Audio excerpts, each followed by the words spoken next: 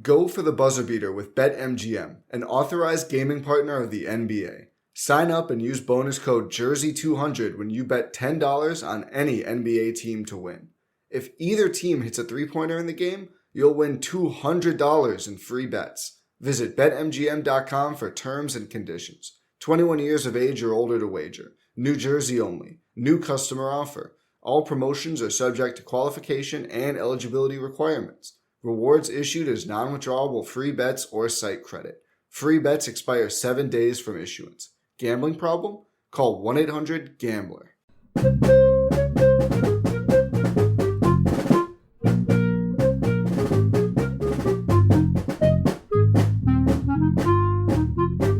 Hey everyone, welcome to The Final Four is Not on the Schedule. I'm your host Eric, alongside with expert analyst Rod. Thanks for joining us on the best MSU basketball podcast featuring in-depth recruiting, game matchup, and post-game analysis. We dive deep to give you the best tools to enjoy the Spartans and impress your friends and family. Hey everybody, it's Eric alongside Rod. We're here to discuss the preview for the Brown Bears, who come into the Breslin Center on Saturday, December 10th. In what is finally the respite for this team that's had this gauntlet of Big Ten games and games out in Portland and in the Champions Classic on an aircraft carrier. So finally coming home and staying home for 37 days. So these guys are going to probably be excited to head out into the road in mid-January to get out of East Lansing and maybe get away from the snow. Maybe, depends where they're going. Before we start, I just want to go over a couple of things, some housekeeping. I want to thank all the people who've been supporting the show. What you've done has been really amazing and it's allowed us to do a lot of things that I don't even think I had anticipated doing when joining the show in the spring. But we've been getting one-time gifts. We got another one from Matt Hemmelgarn via Venmo. And we have a new patron on the Draymond Green level, Jim L. Thanks so much for joining. And you join the ranks of Mark Reynolds, Adam Walzak, Dan Rankin, Denny Robinson, and James Bonton. My handwriting is terrible. I also want to thank Mateen Cleaves level supporters, Jason Yeager, Brian O'Donnell, and Chad Hickey. Thanks so much for your support. That obviously qualifies you for a t-shirt. We also have people at the Scott Skiles patron level too. And thanks to everyone who's been supporting the show. And to the point about t-shirts, our t-shirt order, and I realize this show is coming out late on Thursday, early Friday. We're going to try and get a t-shirt order in by noon Friday or noonish. So if you want to try and still get in and get a t-shirt, it's really cool. You can go to thefinalfoursnottheschedule.com, go /merchandise, or just if you go to the website and then at the very top, you can just select the merchandise in the little hamburger menu. Then you can contribute via PayPal or Venmo, and we'll get that t-shirt order in. We're hoping to get it out by Christmas. We have no idea as far as, how long it'll take to print, how long it takes to ship, etc. But it's a great way to support the show and to show off some pretty cool Spartan gear. So it's it's a high quality t-shirt. And I think that we should let people know Friday at noon doesn't mean, you can't get a t-shirt. It just means we're doing an initial order cutoff at that point. We encourage you, if you're coming to this after that deadline, you take a look at it, you want to own one, by all means, go ahead and order. It's just we can't. It won't be part of this first batch. That's the best way to put it. But it's not something we're planning on taking away, and it's limited edition, and that's it. So, just for the record, and we've been really thrilled, honestly, with the response. It's been very gratifying. Oh yeah. So thanks to everybody. Yeah, and way more than we thought. And yeah, thanks. And it's really cool. I mentioned in the interview with Garland is just all the breadth of the fan base for the Michigan State Spartans. It is huge. I mean, it's all over the country, New Mexico. I mean, from coast to coast, from north to south, it's pretty impressive. I thought for sure most of the orders would come from Michigan, and really the majority have been outside Michigan, which is really kind of cool, just seeing all the different places people. And maybe it's just because you can't get as much stuff, so it's kind of a neat thing. That could be it, but it's I mean, look, we know this. It's and this is true, I think, of athletics from this state in general, even at the professional level. The Michigan diaspora is wide, right? And so it's not a surprise to me. And I could speak to this from some level of personal experience during the years of my life where I've lived outside the area. Um, it might get even stronger, your connection, Yeah, sure.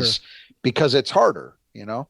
Yeah, and it's something that draws you. You know, it's just like when you leave your home country, right? It's so your one link back to the motherland or whatever, right? And so Exactly. yeah. So anyway, plenty of time to get T-shirts. Again, if you miss this order, we will have another one. And how often? Not sure. Probably not till January, but I don't know. I guess it depends on how many we get, and we'll kind of keep moving them out as soon as we get them at reasonable size orders, I suppose. But so again, you can go to Patreon and you can become a monthly donor to either just get the recognition, or you can just support the show. You can also go to the Cleves level and you can get a T-shirt that's part of the deal. Also, the Mac Johnson level is available. So if you're interested in sponsoring the show, thousands of Spartan fans listen to this show. If you want to advertise or reach out to those fans, or send a message, whatever, just get a hold of me, and you can get a hold of me at eric@tffinots.com, and we can just have a conversation, see what you want to do. All right. So now we got that out of the way. Let's talk about the Brown Bears, the Ivy League team coming in. They're 6-4 on the season. Just came off a 1-point upset, however, over Rhode Island. They were picked 6 out of the 8 teams in the Ivy League in the preseason poll, and they're ranked 221st in KenPom overall. Offensively, they're not very good. They're 300th, but they're not a terrible shooting team, 155th in threes and 123rd in twos, which means they're really bad with turnovers. And they don't offensive rebound either, so they're 280th in both of those categories. And the free throw shooting is almost on par with mine. They're 55.8%, which is second to last in the entire nation, which is saying something. Yeah, they actually get there. It's also worth noting they actually get there a decent amount. I think they're in the maybe 160s or 170s in free throw attempts as a percentage of overall possessions. So that's even more troubling. Yeah, when it's part of your offense and you can't convert on those things, right? Yeah. So defensively, they're better. They're 141st overall, which is not great, but not terrible for a team coming in against Power 5. They're 170th against threes and 266th against twos, but they do a great job defensive rebounding. They're actually number 1. And so the offensive rebounding rates for opponents... That's in the country. Right, in the country. Offensive rebounding number rate 1 in the country of opponents is only 18.3%.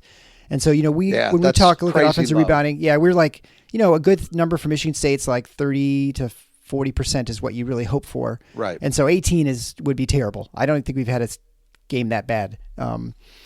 They force turnovers too. They're number 58th and 77th in steals. The coach is in his 10th year, and as we'll find out later, the reason they're coming in is because one of their players is the son of one of the coaches. So that's, I think, there's usually a connection when these schools come in. Yeah. It's their head coach has been there for 10 years. He played there. He was actually graduated in 2004. He was part of the winningest class in Brown history, but he's done a nice job there, because that's not an easy place to win. And I don't just mean, they're an Ivy League school. I mean, it's not an easy place to win historically in the Ivy League. Right. Yeah.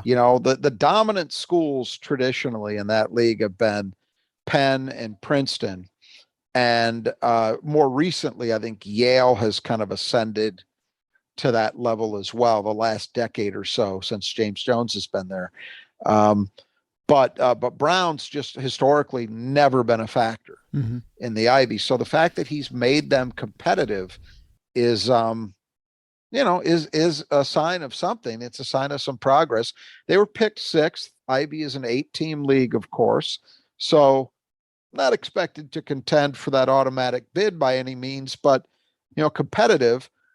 And they're 6-4, just like MSU is. But they're coming off an upset win over Rhode Island, a home state win. I don't think they're used to beating Rhode Island very often, and they beat Rhode Island in their last game by a point, which I believe I'd have to look at it, double check. I think that was also last night.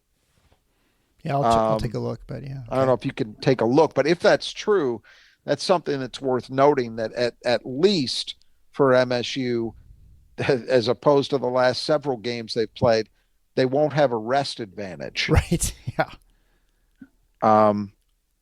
And so, yeah, it's they've had a decent start for them relative to expectations, and all of that. So I think that's what we're looking at. Izzo, I saw Tom Izzo's post practice press conference today, and he was making the point that you have to be careful. Some of this is coach speak, but I don't think entirely so. It's like this was scheduled. They call it a bye game for a reason. BUY. Yeah, exactly. Yeah, it was BYE. last night, the 7th, so they played. But yeah. Okay, so that's good. But he said that this is supposed to be the easy game, because even the remaining two, Oakland, hey, we know how tricky that can be. Mm-hmm. And Buffalo has been a very, very good program in the MAC for the last several years, really since they joined that conference. So the last decade or so. So even these games, and now Brown, supposed to be the easy one. Well, okay, they're coming off a win over an A10 school. Mm-hmm.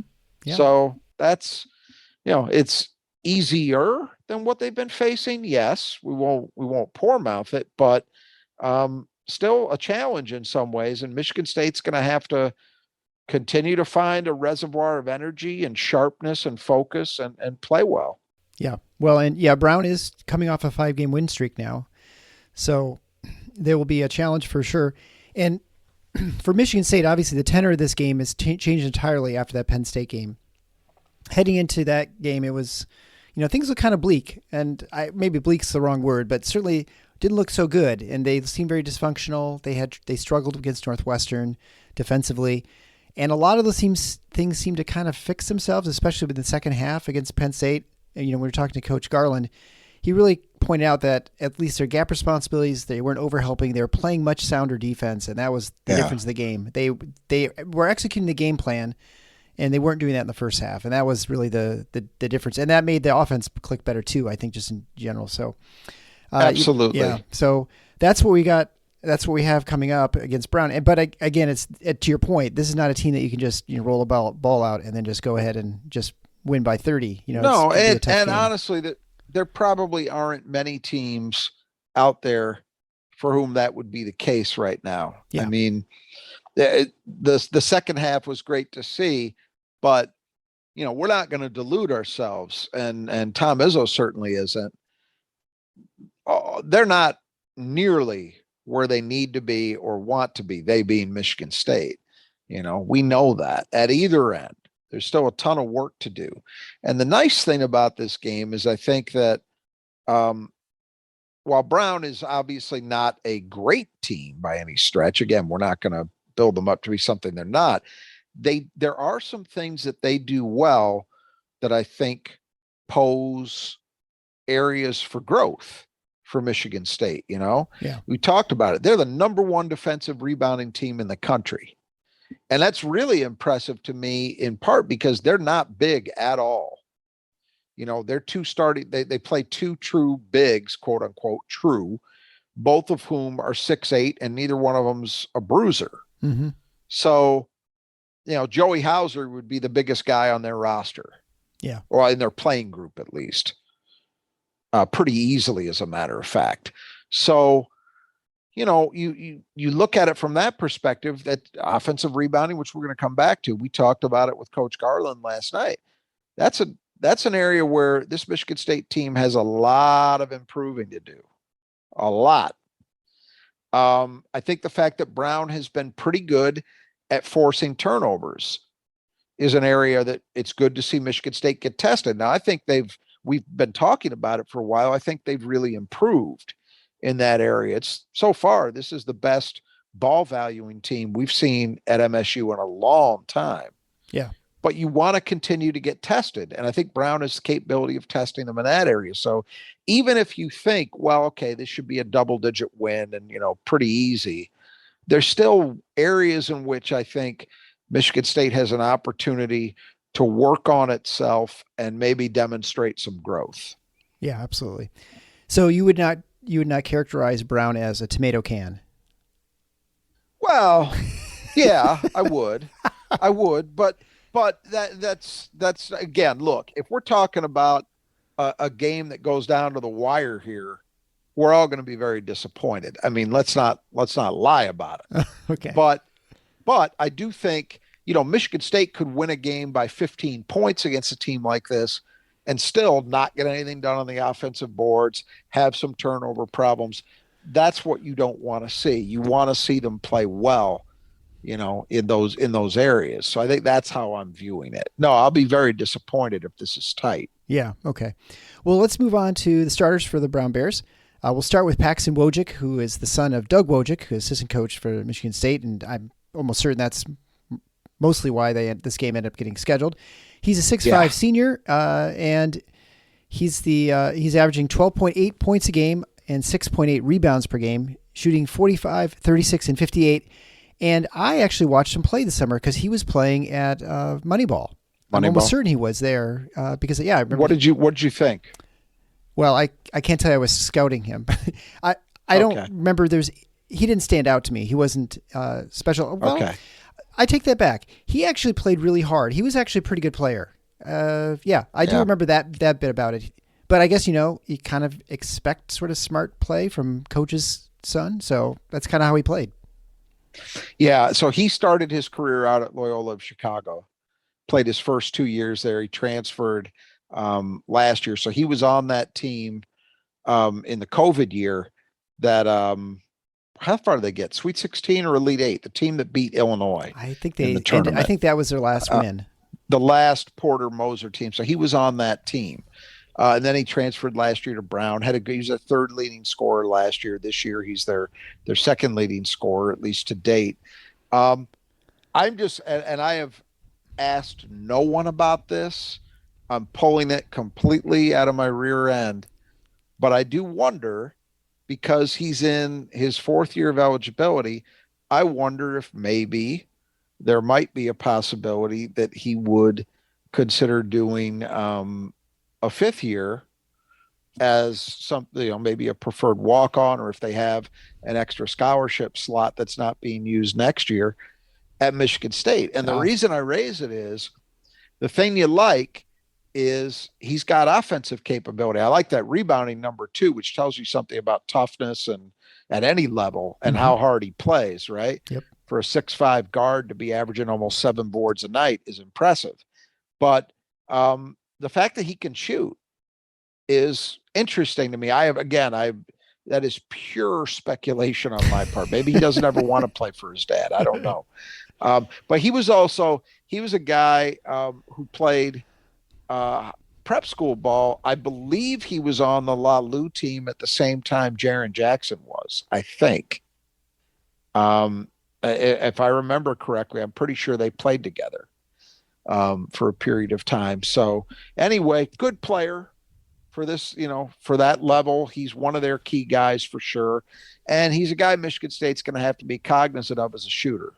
He's also really their only guard, their only player who's got a positive assist to turnover ratio.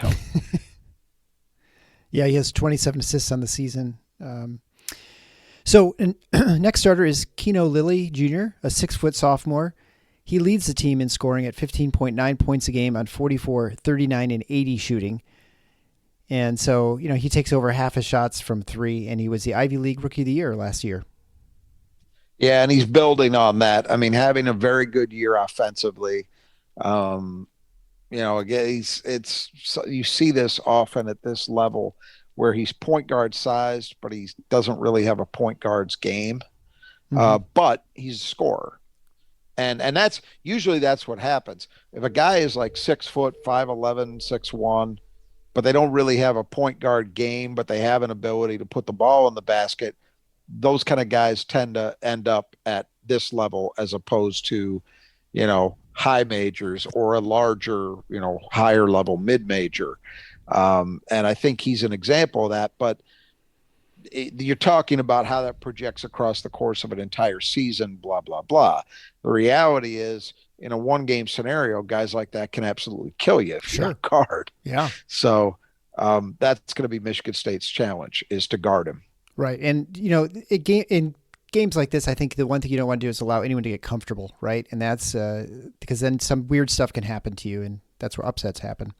Well, I mean, Coach Carlin talked about it in our Penn State post game, right? That not specific to this game, but just in general, that when you see and it's well known, it's nothing new. When you see upsets in this kind of game, almost always the equation is going to involve the weaker team hitting a lot of threes. And so for Michigan State, this is not a great three-point shooting team, but they've got enough weapons that they need to be locked in on that, because I don't think Brown's going to beat them by going to the rim or on post-ups. Right. So, that's really where your defense needs to be oriented. So next starter is Nanausu Anane. He's a 6'8", 220-pound sophomore, averaging 10 points a game and 7.3 rebounds a game, shooting 43, 17, and 53. Yeah, and again, they don't have much size here, but this is their wing. I'm sorry, which guy? I skipped ahead to Anane. Okay, so this kid, we'll just finish up there. Yeah. So he's one of their post players. Yes. And he's actually been pretty effective. But again, post in this team, 6'8", 220, that's not, that's not exactly Zach Edey. Yeah, exactly. And the nice thing here, at least in terms of what it's going to put guys like Mahdi and Joey Hauser under, is unlike some other guys we've seen that they faced this year already, these guys, their posts aren't deep shooting threats. Right, yeah, 17% from three. Yeah. So the guy actually skipped the wing is Dan Friday, a 6'4" junior from UD Jesuit. He returned back from injury. He's averaging 8.2 points a game. Not a great shooter, 54, 25, and 71, but he's only 1 for 4 from three. Yeah, not really a shooting threat. So even though he's only 6'4", he really functions more as a traditional forward, right, where he's scoring inside the arc. He was a good player at UD. He was, I believe, he was an All-State choice his senior year, and went to Brown using that Jesuit education to go play for Brown, and so good for him. He's really used basketball to give himself a great educational opportunity, and he's been a good player for them. Not great, certainly, as I said, not a shooting threat, but I've got to believe as much as the game was probably what you suggested, that it was a Wojcik family affair kind of driving it in part. It's a really nice opportunity for him, sure, to come back and play in front of his family, because I'm guessing it's probably, I haven't looked to see if they played Michigan or any of the MAC schools, but to get an opportunity to play at Breslin has got to be very special for him and his family, I would assume. Sure. Yeah. UD Jesuit, I guess you could say, is Good Friday. Next lastly for starters is Kalu Anya, 6'8", 215-pound freshman, averaging 8.3 points a game, 6.9 rebounds a game, shooting 53 and a blistering 100% from behind the arc, 2 for 2, and 44% from the line. Yeah, again, I don't take that 3-point shooting number seriously. I don't think these guys are going to really test MSU, their post guys. But again, they're going to be overmatched inside by Michigan State physically. But at the same time, we keep coming back to this. This team, on the defensive end at least, has been outstanding in rebounding the basketball. So that's going to be a challenge. It's going to be a challenge for Michigan State to see if they can get it done against an opponent who has really chosen to emphasize that area of the game and has done very, very well. And if we go on to reserves, Aaron Cooley, 6'5" sophomore wing, averaging 4.7 points a game on 40, 18, and 52 shooting, and 2.7 rebounds a game. Yeah, they've had to shuffle their lineups. You mentioned Friday had been hurt, so he's only played in half their games. So they've had a couple of other guys kind of step in at different points to the starting lineup, and Cooley's one of them. Playing a decent amount of minutes.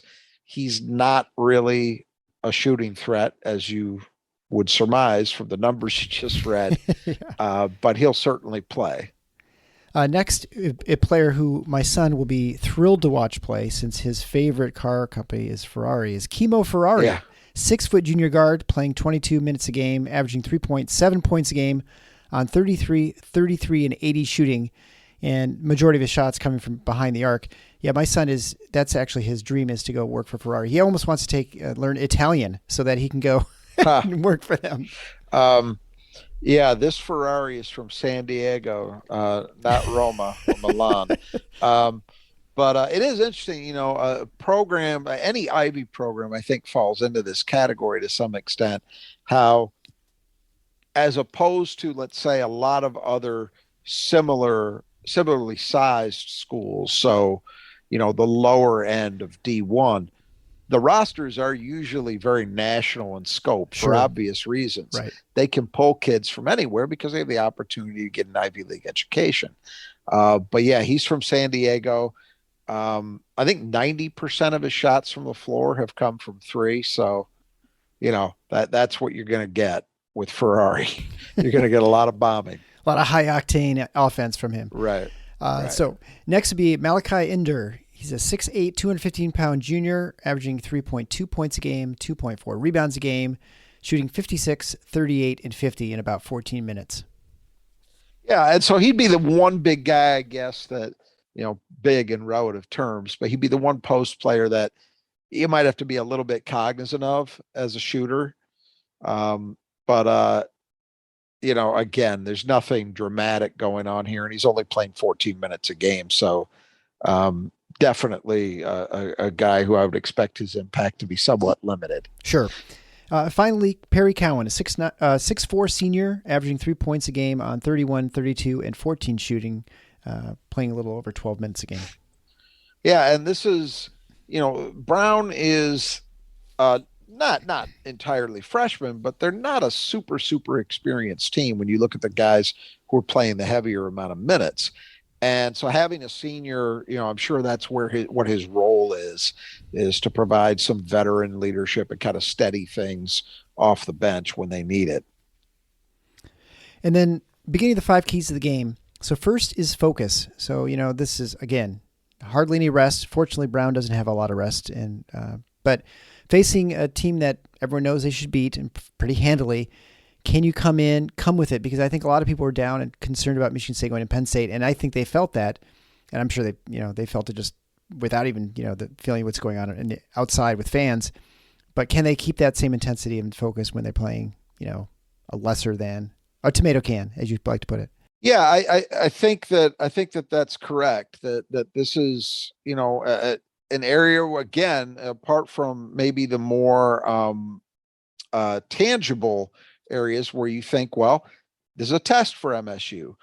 You would think coming off a road win in the Big Ten against an opponent who had been playing well would reinvigorate this group.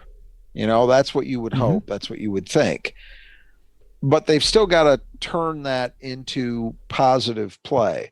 And, I would like to think that one win, especially in a program like Michigan State's, is not going to be something that's going to get guys,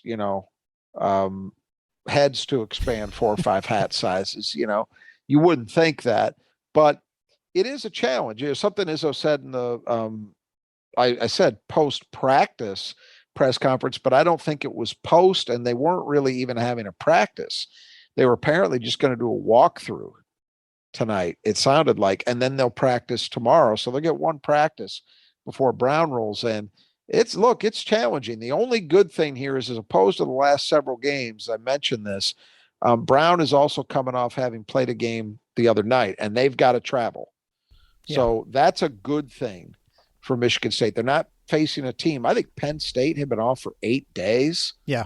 Something like that. Notre Dame had a bunch of rest. Northwestern had a bunch of rest. So finally you're getting a team on more or less even, even conditions in that way. But it's still something that MSU has to get through.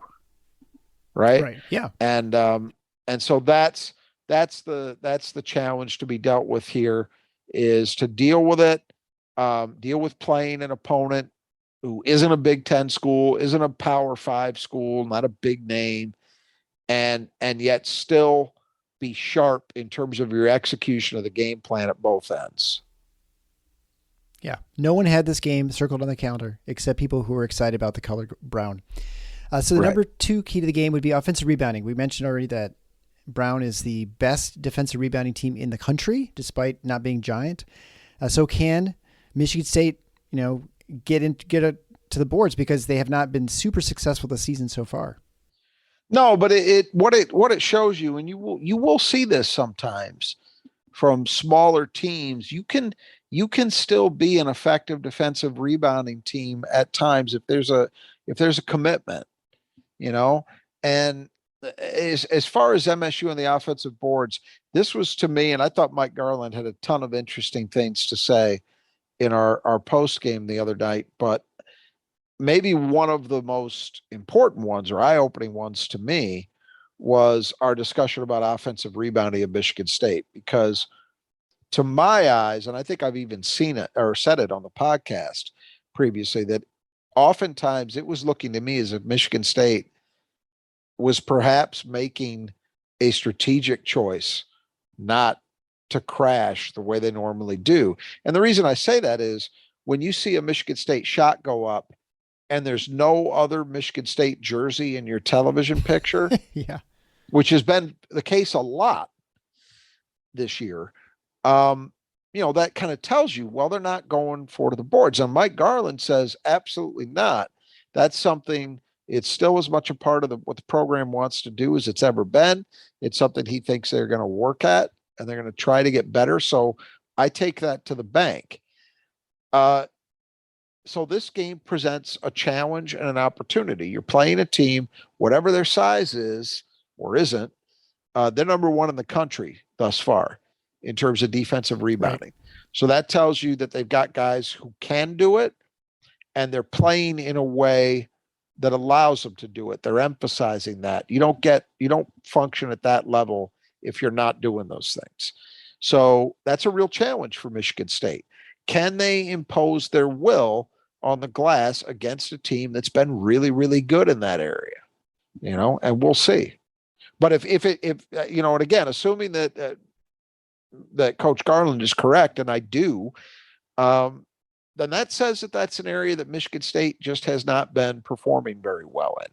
Yeah. Thus far. And some of it, as we discussed, is personnel related. Jaden Akins, Malik Hall are 2 guys you expect to be among your better offensive rebounders, and they haven't been in there very much.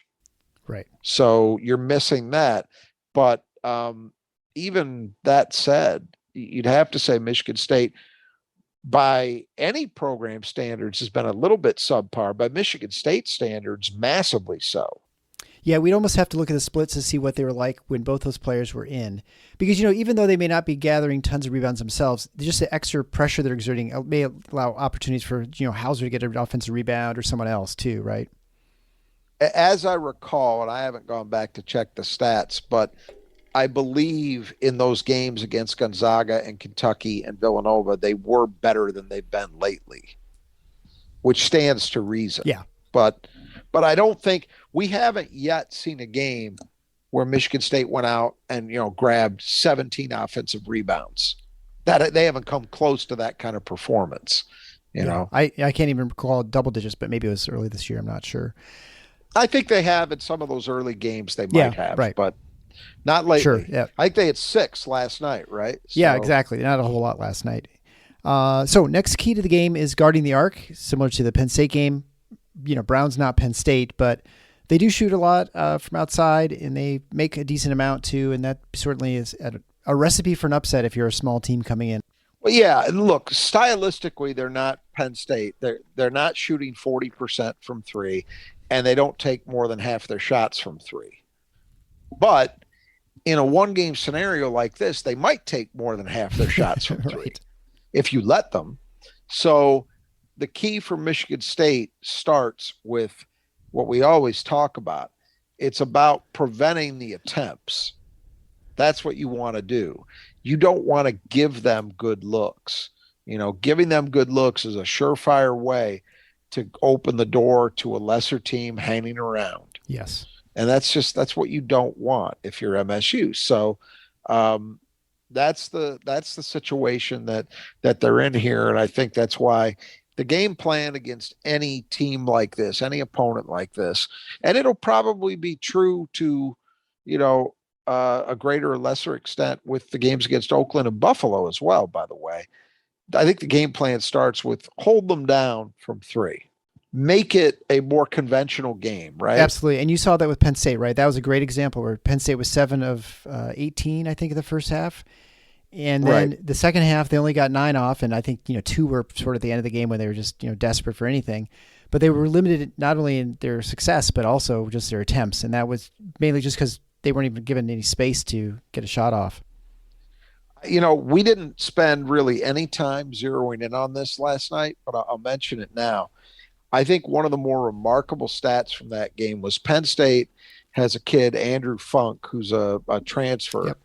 And has been very, very good this year. He came into that game averaging 11 points a night. And I think he was shooting 38 or 39%. That's right, 39, from three. Yeah. And he takes wild shots, but again, he gets a lot of them to go. Last night, 2 points, 0 for 3 from three. Now, the 0 for part's great, but the 3 attempts is the part I was really zeroed in on. Because that means they did a great job of taking him away, because that kid will take a shot that's even a sliver open. He will rise and fire. And so the fact that he didn't get that many shots off tells me Michigan State really, really guarded him well. And they've done that in the past. I go back to the Purdue game last year that MSU won at Breslin. I know I brought that up in our conversation with Coach Garland. They did a similar thing to Stefanovic. Yeah. Purdue's 3-point shooter. You probably can't take away everybody over 40 minutes. But if you can take away a key guy, that helps. And Michigan State did that with Funk. And so you're in this game, well, their 2 starting guards are the guys you want to kind of load up on. Yeah. Right? And so you'd hope that you take at least one of them away, not just in terms of success rate, but even in terms of attempts. That's what you're trying to do. And I think, along those lines regarding the arc, I think the one development, and we didn't discuss, I don't think, last night with Coach Garland, is the development of Pierre Brooks. I mean, he seemed to really not get lost as much as, and he was, he was better. And I agree with that. And I think, that's encouraging, because Penn State is the kind of team that you would worry about a little with him. Coach Garland was mentioning that in the first half, they got some back cuts on MSU, and I think they run good stuff. When I've watched them in other games, not just last night, that's a well-drilled team. That's a well-coached team, and they're really, you can tell by watching them, that's far from a perfect roster, right? Yeah. That's not the way you draw it up or construct it. But man, they're making about as much as they can out of an imperfect group. And so that's, the fact that Pierre's going to have to be chasing around guards, like real guards, most of the time, is a challenge for him. But I agree with you. I think he held up pretty well. So the fourth key to the game is A.J. Hoggard. He had a good game. I mean, last game was great against Penn State. I think there's not much you could criticize him with in that game. The game before Northwestern, he had to come off the bench, and that seemed to sort of wake him up, and he played a pretty solid game as well. Can he continue? And I think, I still think there's a lot more that we can see from him. And I think that's definitely what Coach Garland was mentioning too. I think that leadership sort of thing, he's just kind of just starting to discover how to lead, how to be a better teammate. Yeah. And Izzo talked about it again in today's press conference. He said how they've what he was emphasizing, which is an interesting thing, is and this gets back to things that we maybe haven't specified, but we've at least semi-cryptically referred to, because I'd been told this, and you could see it if you watched them. One of the problems with AJ is, he's got a voice. He's always had a voice, but there was a feeling within the program that he had trouble taking responsibility for his own shortcomings. So when a mistake was made, he was a guy who was looking to point at somebody else more often than he should be, rather than taking it on himself and saying, all right, that's my fault, and then do something about it, Yeah. They think that's changing. And I know some people got upset about the way he interacted with Jackson Kohler last night at one point in the game, but I got to be honest, I didn't see it that way. I liked seeing that from him. You don't like anybody to be embarrassed, but sometimes that's teaching, and when a teammate's the one holding you accountable, that's going to sink in more deeply sometimes, hopefully most of the time, than it would when a coach says it, So I wasn't bothered by that. But that's maybe where AJ is starting to really turn the corner, and he's got to continue to do it, is having that mindset of, okay, you're a quarterback, you're our leader, one of our leaders. The responsibility's on you, not even just for your own mistakes, but for how this team plays. I mean, when you think about the guys that have been great for Michigan State at that position, that, to me, Mateen Cleave's the gold standard. Yeah. In that way, especially. Like, that guy, his only thing he cared about was getting the win. Mm-hmm. And if they didn't get the win, he took it on himself. And that's where AJ's got to get to. And it feels like Izzo believes that he's making progress there, still got a ways to go. So there's all that, let's call that the intangible stuff. Yeah. The tangible stuff, Mike Garland, again, we keep going back to that, but it's because he said so many important things, guy. I thought. Yeah, knows what he's talking about, right? Imagine that. The playing off 2 feet thing, which I think is something, it's a really, really simple, but a really important part of it with a lot of guys, not just him, but specifically him. And it's something everybody listening to this should be watching for the rest of the way. If you looked at that game last night, AJ was balanced. When he would get into the lane, it wasn't some kamikaze drive where he's going off on a 1-foot jump and he's out of control and he crashes into somebody. It's where he gets most of his offensive fouls, as Coach Garland pointed out. Instead, he would get into the lane, playing off 2 feet. He's got a solid base. He's under control. He's balanced, and you're much more of a weapon that way. Certainly somebody with his physical tools is. So I think that's something to watch for. Is he under control and balanced in terms of how he's playing? And look, I mean, he's a critical guy for Michigan State. There's no getting around it. For this team to be competitive in the Big Ten, AJ Hoggard's got to be good. And it doesn't mean they need 23 points every night out of him, but he's got to be right there somewhere in the center of everything that's happening offensively. And then defensively, he's got to be a presence both on and off the ball. And it's off the ball where he's had some issues this year. Izzo talked about that today as well. They think he's getting better. That's got to continue. So you need to have consistency in the areas in which he's been better the last 2 games. Right. And I think this almost relates back to the first key of focus. Like, can he maintain that focus in a game that's not as absolutely, seen as important, right? A non-Big Ten game, a game you should easily win. Does he bring it and just pummel this team and just punish them and just finish them off, right? I just want to see them stomp someone, because I want to see if that team has it in them. What you don't want from AJ in this game is you don't want him trying to make highlight reel plays. Yeah. You don't want to see him trying to be spectacular or necessarily bring the crowd out of their feet. Just play smart, solid, controlled basketball. creating opportunities for yourself and for your teammates. And if he does that much, we're going to be happy with the results. Right. And the fifth key to the game in some ways relates to AJ too, just because he's a point guard, but is tempo. And can Michigan State get going as far with the break? Haven't had a lot of that. Part of it's, I suppose, personnel. Part of it's, how many people we got, how tired people are. Yeah. But, can you get moving against Brown, who plays semi-fast, right? So this may be an opportunity to see some stuff. Yeah, they're in the top 100 in terms of their offensive tempo. I think they were 82nd. So that tells you they don't want to really slow it down. Now, again, an individual game like this for them, they might come in saying, hey, I know we like to play kind of fast, but we can't do that against Michigan State, so let's slow it down. That's always possible. But assuming they play something close to their normal game, you hope that would create some opportunities. Now, I think what's been tough for Michigan State is you've got these lineup combinations where, and it's no knock on these guys, but if you're playing Trey Holloman and Jason White on your wing, which they have at certain points in those combinations, those are not guys who I expect to be well drilled in the art of running Michigan State's transition game on the wing. Right.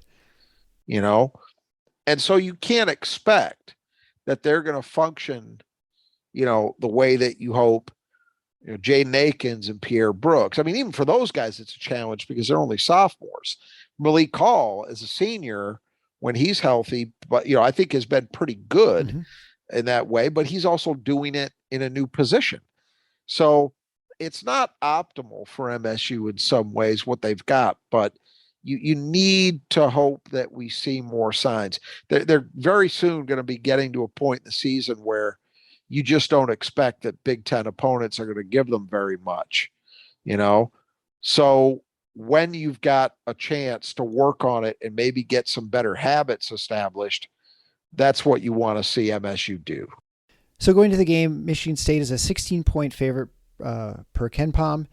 I think this is a game which I'm really hoping to enjoy my ice cream sandwich and not have to actually agonize over the game. I obviously hope again that the heckler's not behind me. I don't know that I could get lucky 2 games in a row.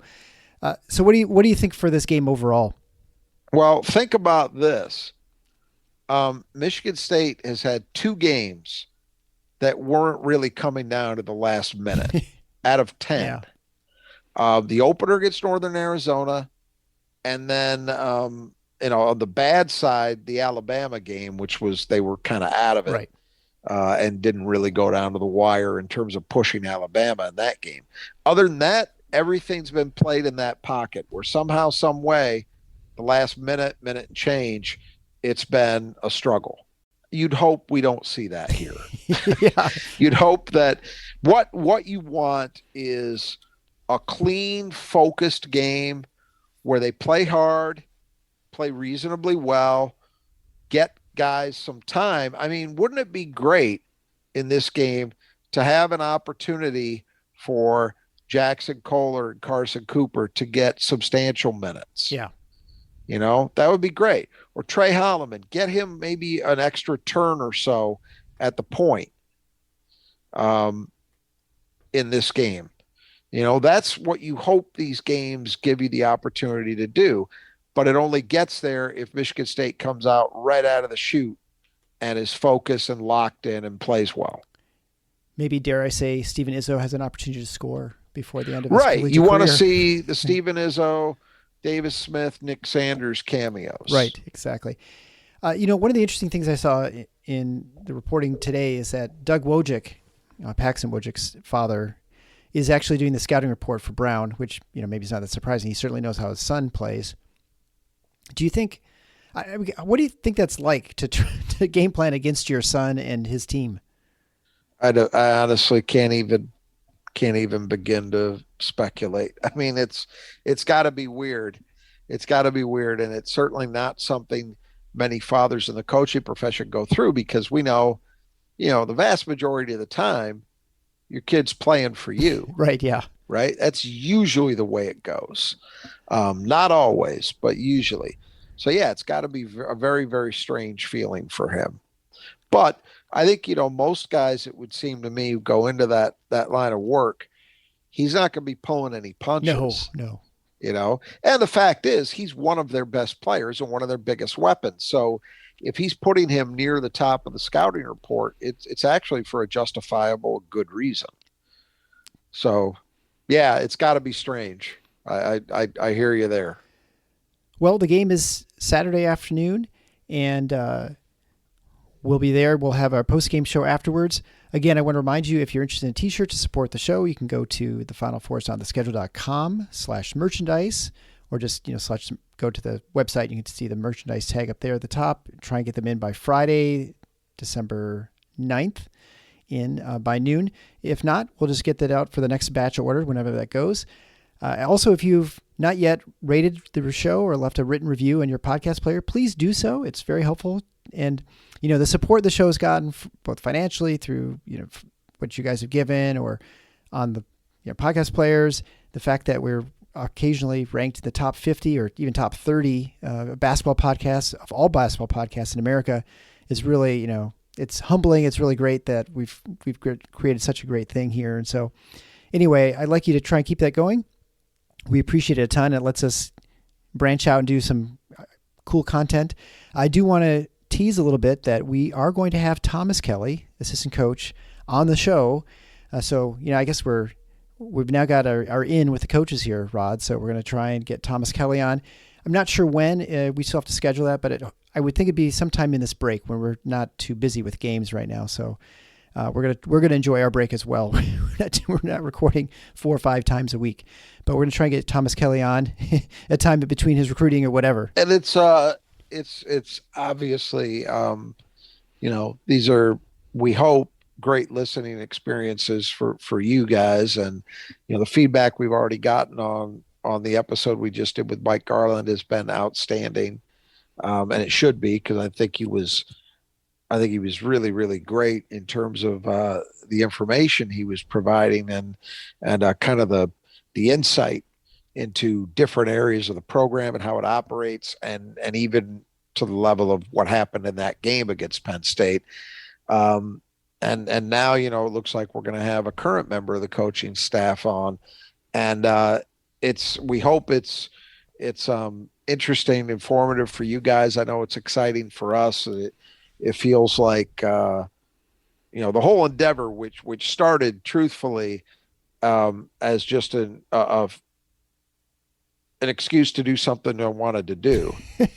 Sam, who co-created this with me way back, approached me and asked me if I wanted to do it. And I said yes. And the idea initially was, nothing more complicated than 2 guys who are pretty interested in this topic, Michigan State basketball, and like to think they know a thing or two about it, just to get together and talk about it.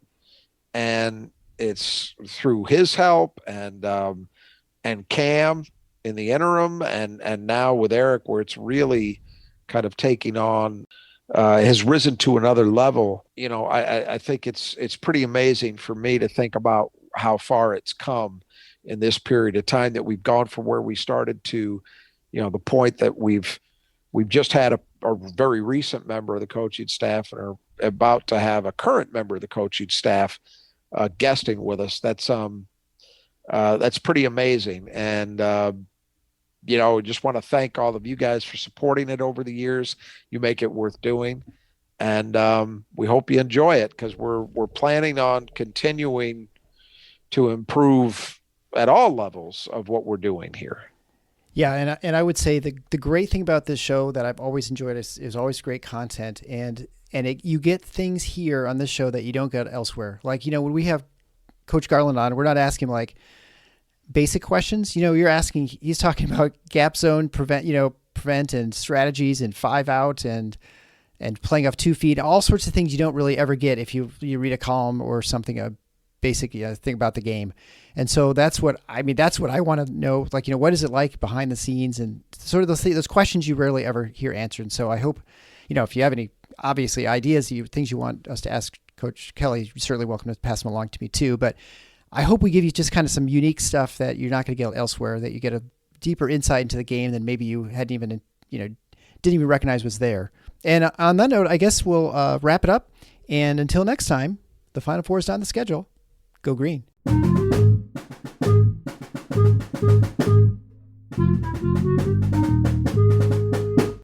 Hey, it's Kevin Hart with my pal Catherine O'Hara. Now, I'm more of a bestie. Kinda, sorta. Right now, we're cash backing on everything we need for the holidays with Chase Freedom Unlimited. I got some ornaments and lights. 'Tis the season to cash back. And lots of wrapping paper. Maybe you're cash backing on a present bought for me? About that. I know you're kidding. Am I? How do you cash back? Learn more at chasefreedom.com. Chase, make more of what's yours.